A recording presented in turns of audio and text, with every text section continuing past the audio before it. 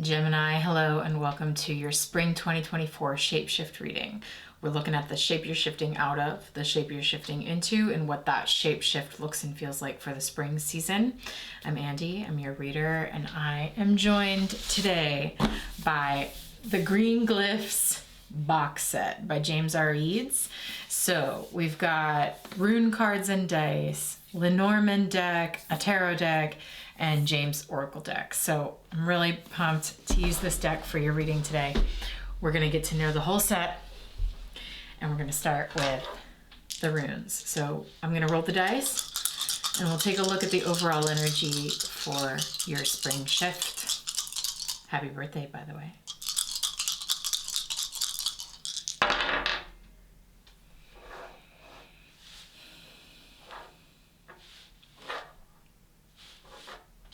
Okay.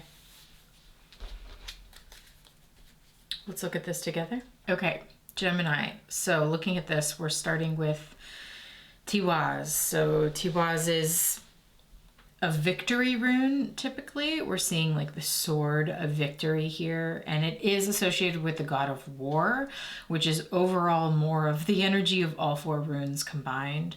So there is something here about like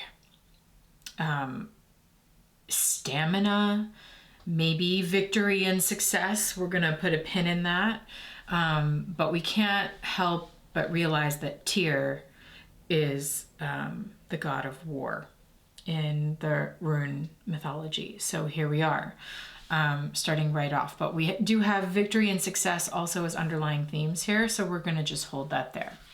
The next rune, this is an Anglo-Saxon rune, so not part of the Elder Futhark. We have Eeyore, or Yor. And I'm going to read about this in James's guidebook. It says, Eeyore is short for Jormungand, the Norse water serpent, and represents the dangerous qualities of life. In mythology, Thor once tried to fish Jormungand from the sea by baiting it with an ox head, and the giant that Thor was fishing with then cut the fishing line, releasing the serpent back into the sea.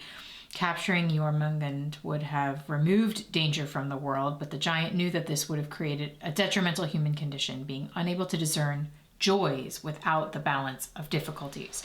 So this card represents boundaries, understanding like good and evil, good and bad, right and wrong, joy and difficulty, the balance of right and wrong and good and bad. It talks about potential dangers or like accepting the unavoidable dangers of the world. Okay, and then we follow that immediately with Hagalaz, which is depicting like hail falling from the heavens, hail that would decimate crops, indicating disasters, disruptions, destructions, sudden change, or fears of change, fears of the unknown, learning from misfortunes or growing pains. All right, so these two middle runes combined are indicating this kind of like enduring difficult circumstances, and that endurance really shows up with the final rune Uruz, showing the bull, which harkens back to the Taurus reading. I would definitely check out the Taurus reading for sure. But Uruz translates to aurochs, which is a now extinct but once dominant wild ox over the landscape. This is a wild beast that when conquered could not only provide meat but also horns to drink out of. Conquer the Uruz and you will have the power to manifest greatness. So it indicates like vitality and endurance and the spiritual and physical strength to face an upcoming challenge. So these cards are challenging. They are indicating challenge, and that makes sense because we are in incredibly challenging times.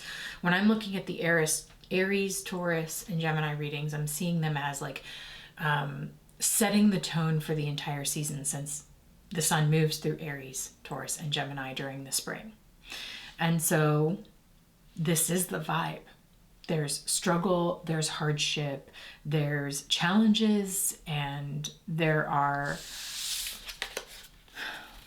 strong indications that you need to gather the strength and the tools to make it through tough times.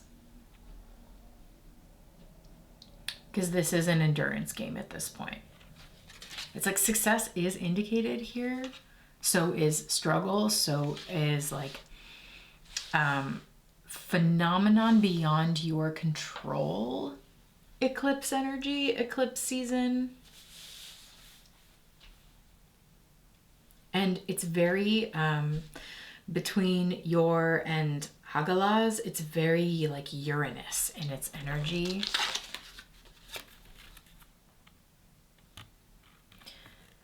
Like unexpected things are, and even like unexpected disasters or unexpected, like a hailstorm decimating crops. Like these are all very natural phenomenons, natural dangers that exist in the world. And again, like help to further contrast struggle versus equilibrium or joy, or helping us find the balance between these extremes. But the extremes, especially the extreme difficulties, are showing up in this reading. So that's some eclipse energy for sure. Let's look at the Lenormand deck and see if we can get a more specific story of how this might be showing up in your life this spring.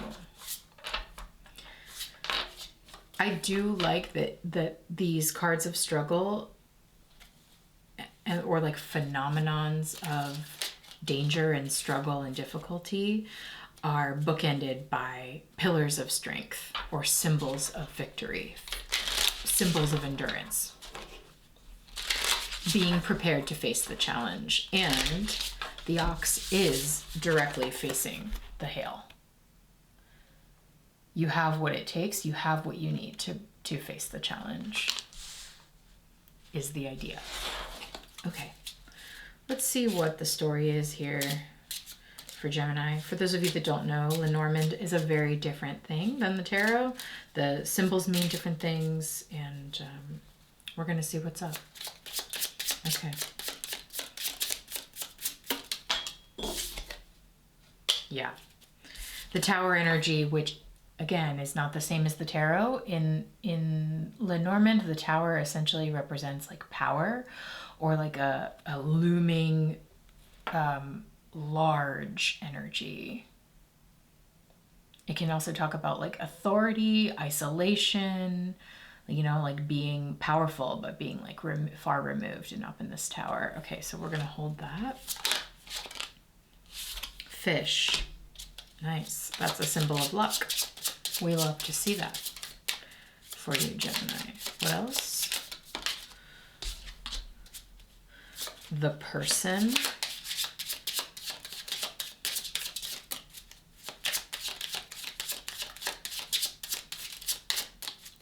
One more.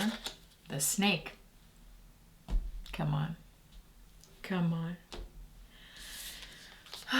That's exactly what we talked about. Okay.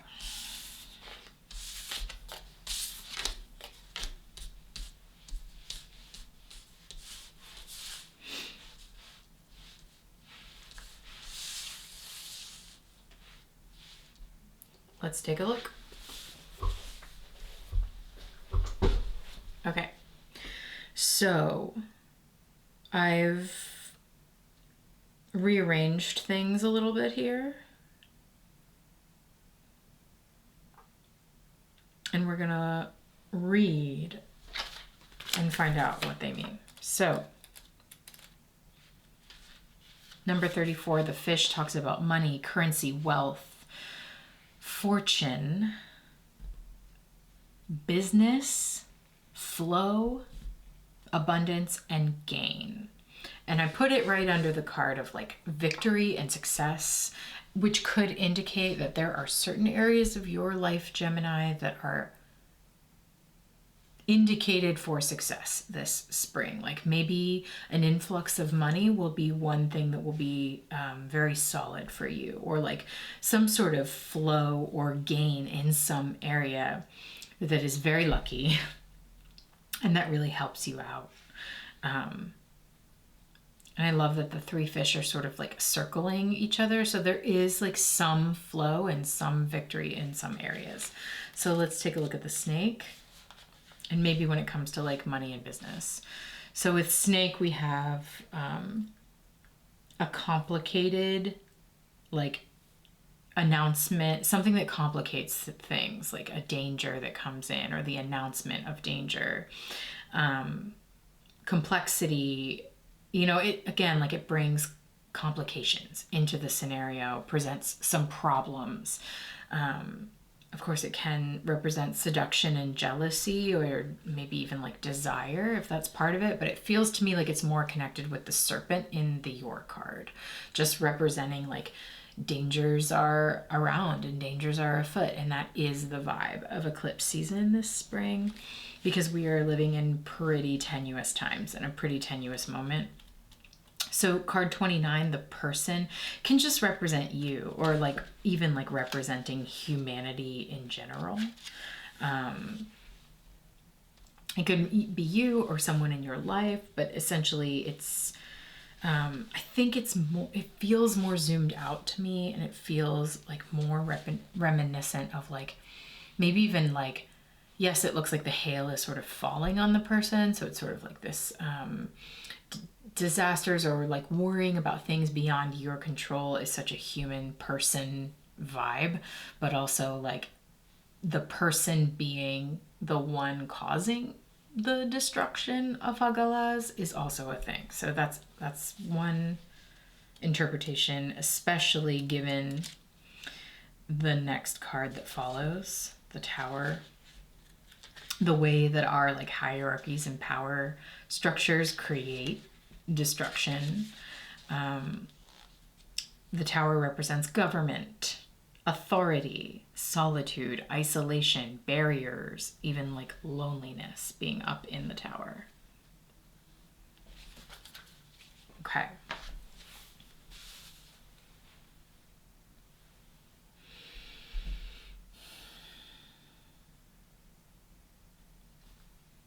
I'm gonna go with my gut here and say that one way to power through, to find endurance through these times, or through the spring at least, may actually come through isolation. It may, and this is a different reading than the previous two signs have gotten. So if y'all are watching this for collective things, you're gonna need to use your intuition and suss what's right for you, you know?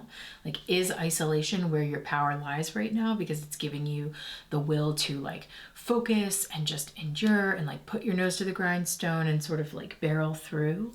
Or are you someone that could wildly benefit from social connection and feeling unified with a group of people? You're gonna have to suss that, okay?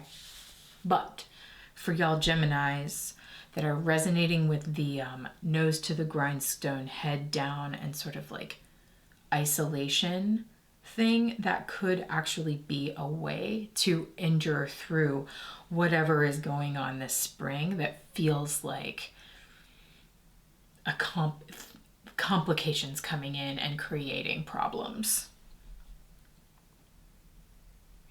in what is otherwise a pretty decent scenario, a pretty victorious outlook for you, Gemini. So you might just need to like hunker down.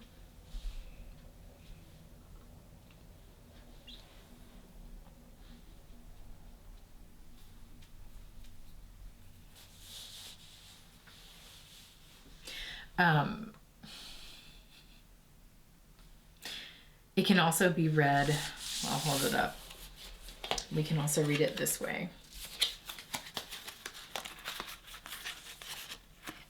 Because we have two cards of finances here, and one is showing like power and authority and like financial authority, and this one is showing like financial flow. And then we've got like people, you or humanity, and then like dangers lurking. So there could be some like social power dynamics, economic power dynamics that are creating like dangers in the water financially. I can't predict. You know, like humans just notoriously aren't very good at that. Sometimes they are, but that's not what I'm in this to do. But I am saying what is present, the energies that are present. Now might be a really good time to like hunker down and save, for example. You might feel some like loneliness because the tower does indicate isolation and loneliness, but like in times of trouble, sacrifices need to be made to avoid that danger or the potential dangers. Okay, interesting reading so far, Gemini. We are going to, yeah, this card came out for Taurus, and it talked about eclipse season because we have the moon trying to help the sun up after a difficult time.